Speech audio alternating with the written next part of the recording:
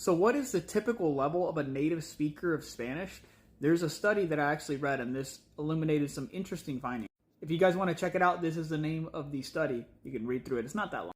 But essentially, these are 125 participants, of which 10% were native speakers, so about 13 of them were native speakers that were from, Latin American countries. They came to the United States to attend an American college, and they got a bachelor's degree in Spanish. Now, I don't know their motivations, but interesting. However, with this study done, these native speakers took basically an exit graduation proficiency test under the ACTFL. Now, the ACTFL is the American Council on the Teaching of Foreign Languages. I have taken this test 5 different times across 3 different languages.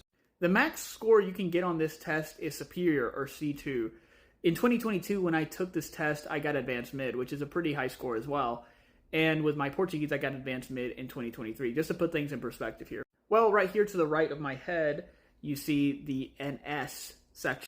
But then the vast majority of them got Advanced High, which would be a C1 speaking level, actually, not a C2 level. Only 38% of them got a Superior or C2 rating, which would equate to about 5 of them out of the 13 got that.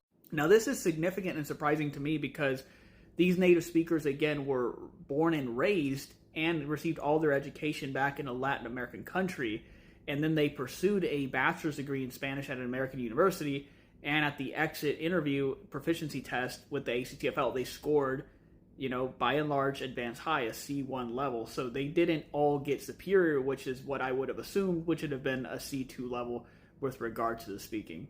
In fact, if we take a look at the study, it states that 33% of them improved during the course of the program, and 66% did not. I'm not sure. Maybe they didn't take it as seriously. Maybe the methods just weren't working for them. They were native speakers already, so again, I don't know the entire motivation as to why they wanted a Spanish degree from an American university, considering they came from a Latin American country. Nevertheless, if we assume those 33%, they probably improved from Advanced Mid to Advanced High during that time, those 33%, because that's just a one sub-level increase, versus the possibility that they went from Advanced High to Superior is less probable, especially when we see that most of the native speakers did not attain Superior in the final evaluation.